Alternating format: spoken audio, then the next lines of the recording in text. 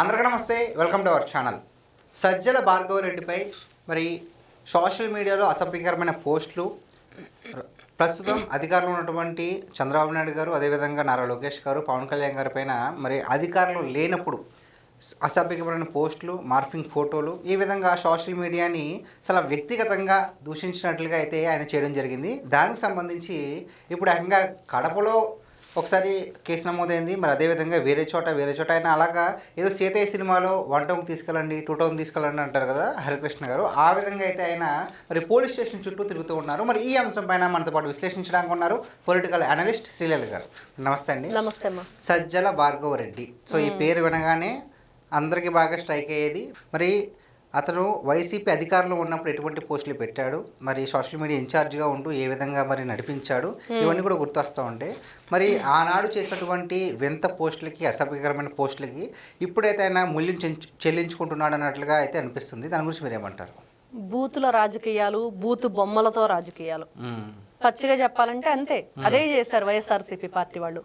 పచ్చి బూతులు. ఎప్పుడైనా అసలు మనం రాజకీయంలో అలాంటి మాటలు వింటామా?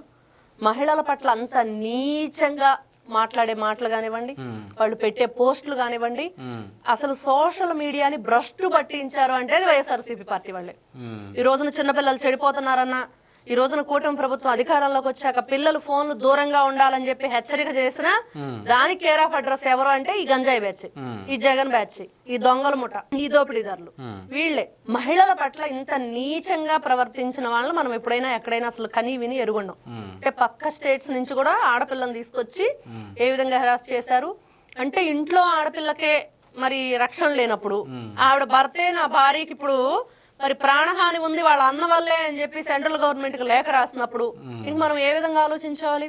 వాళ్ళు అధికారంలో లేకపోతేనే భయపడుతున్నారంటే అధికారంలో ఉన్నప్పుడు ఎలా రెచ్చిపోయారు అనేది కూడా ఆలోచించుకోవాలి.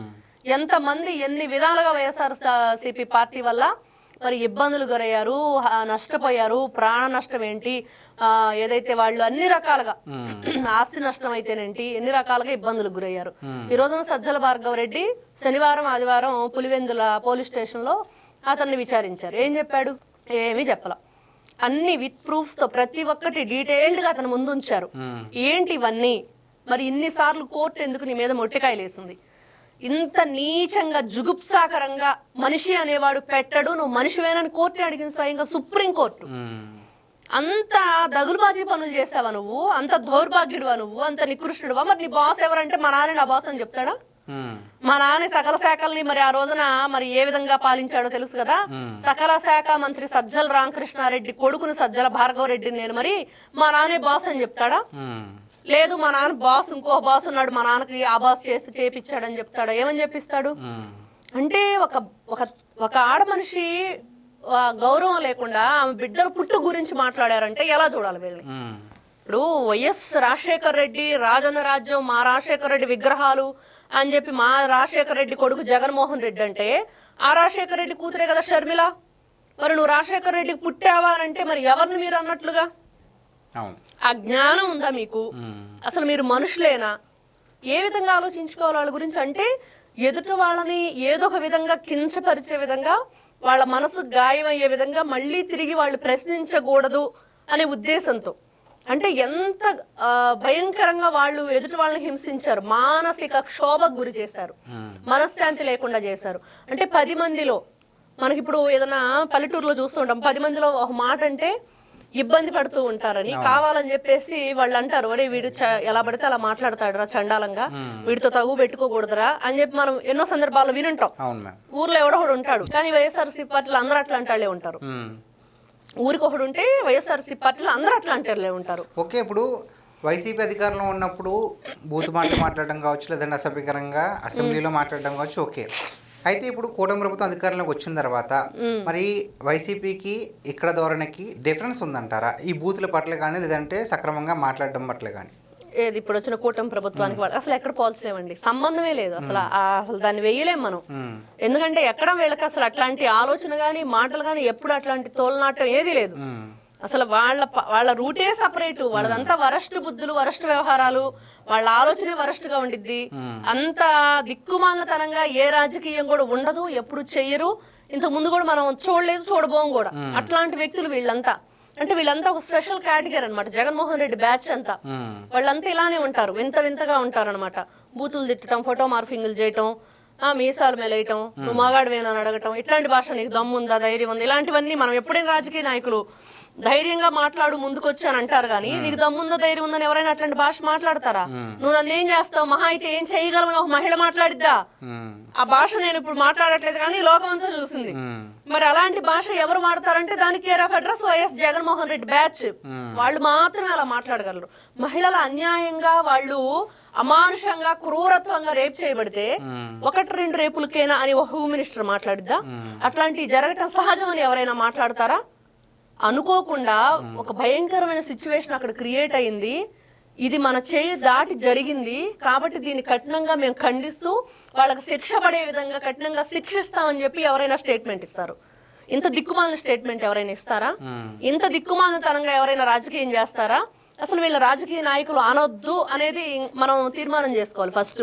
అసలు వీళ్ళ రాజకీయ నాయకులుగానే పరిగణలోకి తీసుకోకూడదు. అదొక పార్టీ కాదు, వాళ్ళు నాయకులు కాదు, వాళ్ళు చేసేది రాజకీయమే కాదు. ఇప్పుడు యథా రాజా తదా ప్రజ అని ఒక సామెత ఉంటుందండి. సో ఆ విధంగానే మరి జగన్మోహన్ రెడ్డి గారు వీళ్ళపైన కంట్రోల్గా ఉంటే గనక, కాస్త కఠినంగా ఉంటే గనక ఈ విధమైన చర్యలు జరిగేవి కాదు కదండి. ఆయనకున్న కంట్రోల్, ఆయన వీళ్ళ కంట్రోల్ చేయడానికి ఆయనకే లేదు కంట్రోల్. మీరు అంటున్నారు ఆయన కంట్రోల్ చేస్తే అని. ఆయన ఏం భాష మాట్లాడతాడు చెప్పండి? చెల్లిని పసుపు చీర కట్టుకొని వాళ్ళ ఇంటికి వెళ్ళి వాళ్ళకి మోకరిల్లి అని మాట్లాడలేదా? నువ్వు మనిషివా, నువ్వు అన్నవా అడవిలో దున్నవా, ఏ విధంగా పోల్చుకోవాలి నిన్ను? అసలు ఎవడైనా అలా మాట్లాడతాడా? తన సొంత చెల్లి గురించి అన్న అంటే రక్షించేవాడు, ఆ అంటే అమ్మ, అన్న అంటే నాన్న అని, అమ్మ నాన్న కలిపి నువ్వు మనకి అన్నయ్య అంటే నువ్వు ఎంత గొప్పగా మమ్మల్ని రక్షిస్తున్నావు అని చెల్లి భావించాలి. నువ్వెక్కడ భక్షకుడు లాగా ఉన్నావు, నువ్వు రక్షకుడు కాదు. అందుకనే ఆవిడ సైన్యం అని నీకు పేరు పెట్టింది. అలాంటి నీచులు. ఆయనకి కంట్రోల్ లేదు, ఆయనకి ఒక కన్సర్న్ లేదు, ఏది లేదు. అతను అసలు వ్యక్తిత్వం అనేది లేదు. మరి వీళ్ళకి మళ్ళీ క్రెడిట్ చోరీలు, వీళ్ళకి వ్యక్తిత్వాలు, వాటిని హరించాలు, ఆ వ్యక్తిత్వ హననం అని చెప్పి వీళ్ళు మాట్లాడటాలు. ఎవరు హరిస్తారు మీ వ్యక్తిత్వాన్ని? ఉంటేనే కదా ఎవరైనా హరించడానికి. మీరు ఎంత దగులుబాజితనంగా, ఎంత దౌర్భాగ్యంగా పోస్టులు పెడుతూ మహిళల పట్ల నీచంగా ఈ రోజు కూడా చూడండి మాట్లాడే వాటి కింద మనం ఒక్క వీడియో చూడండి చాలు, ఫేస్బుక్ లో కానీ ఇన్స్టాలో కానీ, అది ఇది వసే నీ మొగుడు నువ్వు ఇంట్లో అన్నం పెడతావు, ఇట్లాంటి భాష వాళ్ళు మాట్లాడుతున్నారు మహిళల్ని. ఎవరైనా చూస్తే ఈ రోజున ఎవరు మరి ఆ సోషల్ మీడియా అకౌంట్స్ ఎవరు రన్ చేస్తున్నారు? ఎవరివి? జగన్మోహన్ రెడ్డి భక్తులు కదా వాళ్ళంతా. ఈ రాక్షసుడు భక్తులు వాళ్ళంతా. ఎక్కడ దేవుడు భక్తులు ఉంటారు, ఇక్కడ రాక్షసుడు కూడా భక్తులు ఉన్నారు. స్వతహాగా ఫ్యాన్స్ ఉండొద్దని మేము అంటలేదు. ఇప్పుడు ఎవరైనా సరే గౌరవం ఇస్తే తిరిగి ఇస్తారమ్మా. నమస్కారం చేస్తే నమస్కారం చేయడం సంస్కారం. ఇట్లాంటి సంస్కారహీనులే ఎలా చూడాలి?